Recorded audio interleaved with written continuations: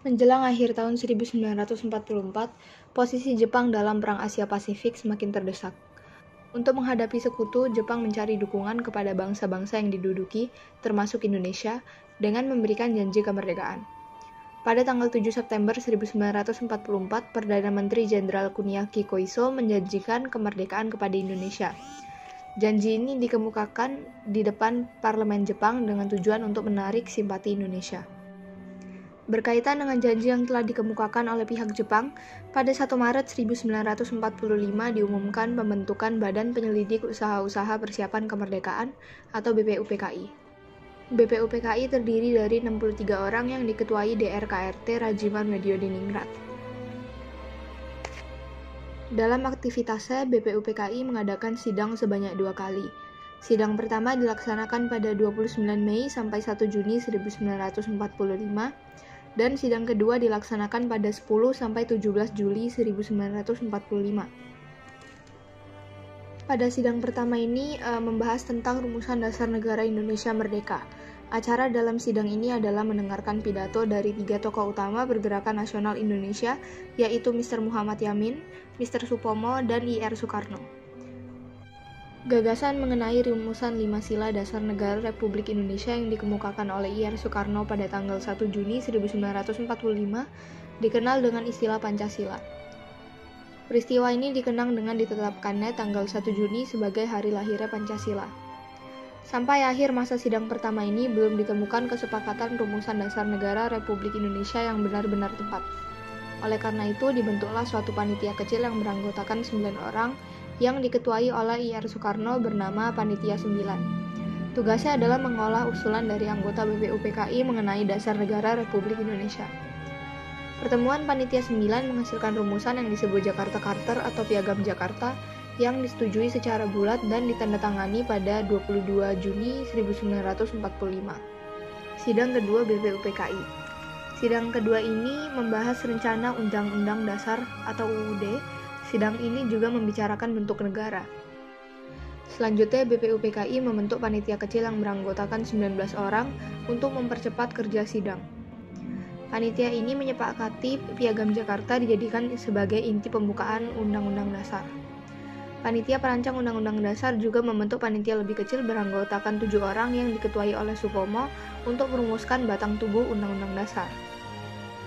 Pada tanggal 14 Juli 1945, panitia perancang UUD yang diketuai Soekarno melaporkan hasil kerja panitia, yaitu pernyataan Indonesia Merdeka, pembukaan Undang-Undang Dasar, batang tubuh Undang-Undang Dasar. Dengan demikian, panitia perancang Undang-Undang Dasar telah selesai melakukan tugasnya. Pada tanggal 16 Juli 1945, BPUPKI menerima dengan bulat naskah Undang-Undang Dasar yang dibentuk panitia perancang Undang-Undang Dasar. Pada 7 Agustus 1945, BPUPKI dibubarkan karena dianggap telah menyelesaikan tugasnya. Setelahnya dibentuklah Panitia Persiapan Kemerdekaan Indonesia atau PPKI. Ketua PPKI adalah Ir Soekarno dan wakilnya Drs Muhammad Hatta. Sebagai penasihat diangkat Mr. Ahmad Soebarjo. Pada awal pembentukannya, jumlah anggota PPKI terdiri atas 21 orang, kemudian ditambah 6 orang, jadi jumlahnya 27 orang. Tugas utama PPKI adalah mempersiapkan segala sesuatu berkaitan dengan keperluan penggantian kekuasaan dari pihak Jepang ke bangsa Indonesia. PPKI dilantik oleh Jenderal Terauchi pada tanggal 9 Agustus 1945 dengan memanggil 3 tokoh nasional yakni Ir Soekarno, Drs Muhammad Hatta, dan Dr. Rajiman Wedyodiningrat ke Saigon, Dalat, Vietnam, untuk menerima informasi tentang kemerdekaan Indonesia. Informasi yang dimaksud adalah bahwa pelaksanaan kemerdekaan akan dapat dilakukan dengan segera dan wilayah Indonesia adalah seluruh wilayah bekas jajahan Hindia Belanda. Peristiwa menyerahnya Jepang tanpa syarat kepada pasukan sekutu pada tanggal 14 Agustus 1945 diketahui oleh beberapa tokoh pemuda, terutama Sultan Syahrir. Kemudian Syahrir dan beberapa tokoh pemuda segera menemui Muhammad Hatta yang saat itu baru datang dari Dalat, Vietnam. Bersama Muhammad Hatta, Syahrir dan beberapa pemuda menemui Soekarno di rumahnya.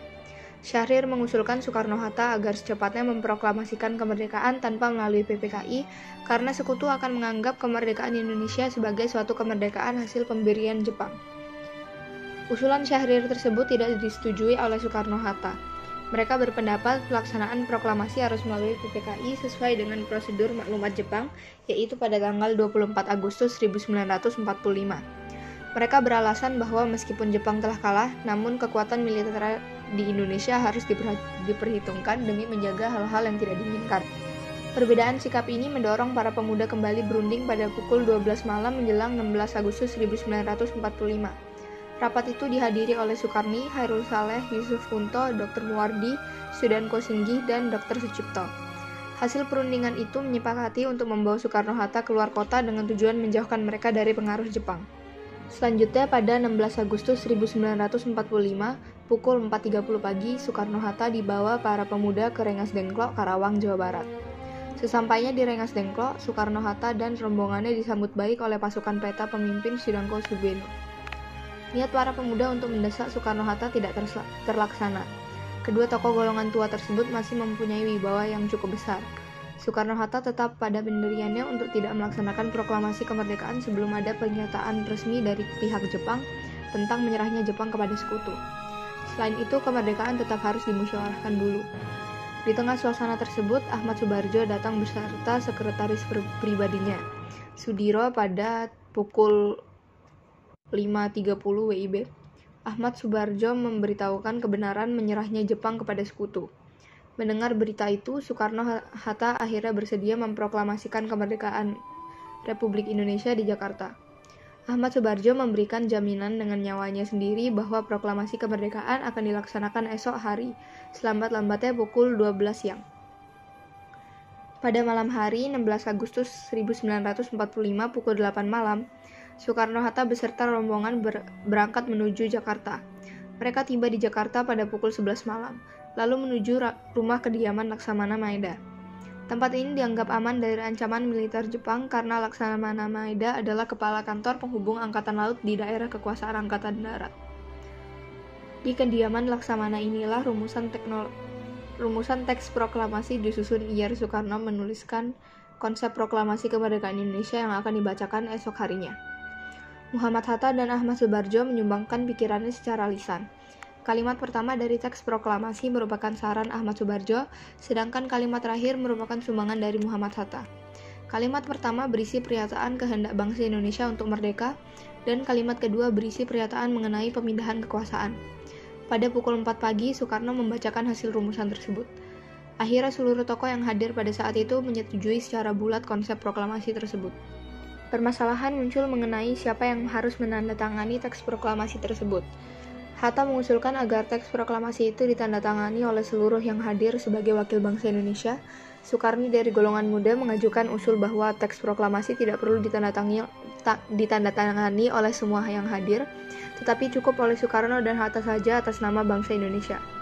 Sukarni juga mengusulkan agar Soekarno yang membacakan teks proklamasi tersebut. Usulan dari Sukarni diterima, kemudian Soekarno meminta kepada Sayuti Melik untuk mengetik naskah proklamasi dengan beberapa perubahan yang telah disetujui. Ada 3 perubahan yang terdapat pada naskah hasil ketikan Sayuti Melik. Selanjutnya, Sukarni mengusulkan agar pembacaan proklamasi dilakukan di Jalan Pegangsaan Timur nomor 56 Jakarta. Usulan itu diterima. Pertemuan kemudian bubar setelah penentuan waktu upacara pembacaan proklamasi kemerdekaan, yaitu tanggal 17 Agustus 1945 pukul 10 WIB. Proklamasi adalah momentum penting bagi bangsa Indonesia. Kemerdekaan bangsa Indonesia merupakan langkah awal untuk menata diri agar diakui keberadaannya oleh dunia internasional. Sejak pagi tanggal 17 Agustus 1945, persiapan upacara pembacaan proklamasi kemerdekaan dilakukan di Jalan Pegangsaan Timur nomor 56. Halaman rumah Soekarno sudah dipadati oleh massa menjelang pembacaan teks proklamasi. Dr. Muwardi memerintahkan kepada Latif Hendraningrat untuk menjaga keamanan pelaksanaan upacara. Latif dalam melaksanakan pengamanan dibantu oleh Arifin Abdurrahman untuk mengantisipasi gangguan tentara Jepang. Tepat pukul 10 pagi, upacara proklamasi kemerdekaan Indonesia dimulai. Setelah pidato dan pembacaan proklamasi selesai, kemudian dilakukan pengibaran bendera merah putih oleh Latif Hendraningrat dan S. Uhud. Rakyat yang hadir serempak menyanyikan lagu kebangsaan Indonesia Raya. Upacara proklamasi ditutup oleh sambutan Wali Kota Jakarta, Suwiryo, dan Dr. Muwardi. Peristiwa yang sangat bersejarah tersebut berlangsung secara sederhana dan hanya memakan waktu kurang dari sejam. Meskipun demikian, peristiwa tersebut membawa pengaruh yang luar biasa hebatnya bagi bangsa Indonesia. Proklamasi kemerdekaan ini merupakan tonggak berdirinya negara